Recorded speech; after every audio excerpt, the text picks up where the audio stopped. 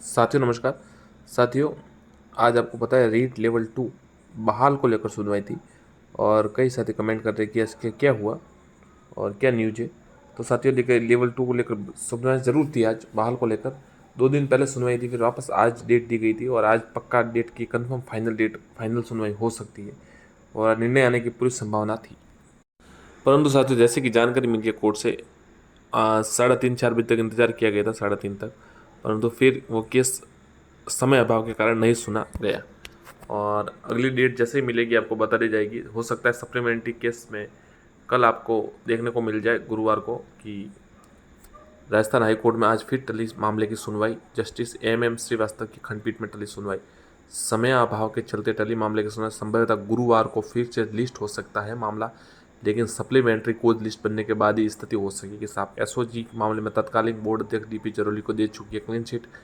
Read में level 2 के साथ लेवल 1 को रद्द करने की रीड लेवल 2 को रद्द करने सरकार के फैसले को दी है चुनौती। तो लेवल 2 का जो मामला है रद्द करने को लेकर उसको चुनौती दी गई और आज को फाइनल सुनवाई थी, परंतु नहीं हो पाई। हो सकता है कल ये सप्लीमेंट्री केस में, सप्लीमेंट्री मतलब सबसे पहले ये केस लिस्ट हो जाए तो सुनवाई हो जाएगी। और बहाल होने के कितने चांस है ये साथियों, कल फैसला आएगा तभी पता चलेगा क्या हो सकता है। और इसके अतिरिक्त साथियों सबसे बड़ी बात जो एडिशनल के साथी पूछ रहे थे, तो देखिए एडिशनल का जो केस है वो कल लिस्ट हो चुका है कोर्ट में। अच्छी खबर ये है कि कोर्ट में लिस्ट हो चुका है केस और कल सुनवाई जरूर होगी। निर्णय तो पता नहीं आएगा या नहीं आएगा, परंतु सुनवाई जरूर होगी। प्रोसेस एक स्टेप आगे जरूर बढ़ेगा और निर्णय तो आएगा नहीं कह सकते, क्या निर्णय आएगा ये भी नहीं कह सकते, परंतु सुनवाई आपकी जरूर हो जाएगी कल, क्योंकि केस लिस्ट हो चुका है।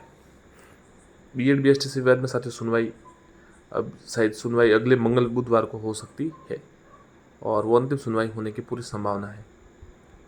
और जो साथी नॉर्मलाइजेशन को लेकर मांग कर रहे थे कि पूछ रहे थे कि क्या हो सकता है, तो देखिए नॉर्मलाइजेशन में आपको पहले ही जानकारी दे दी गई थी कि 2-3 प्रकार से होता है। एक प्रकार में जैसे एवरेज निकाला जाता है किसी तीनों पेपर का, कितने अभ्यर्थी जैसे 90 से ऊपर है, 60% से ऊपर प्राप्त कर रहे हैं, उससे पता चल जाएगा कौन से पेपर का लेवल हायर था।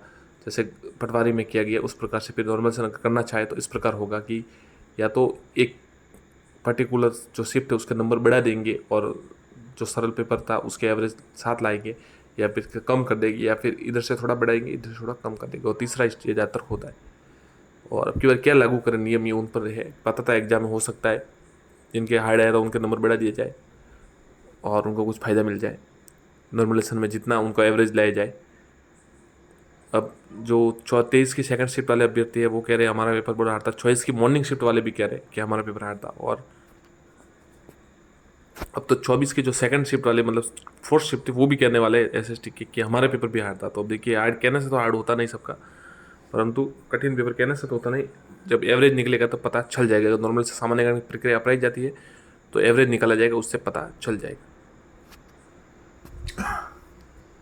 और इससे ज़्यादा साथियों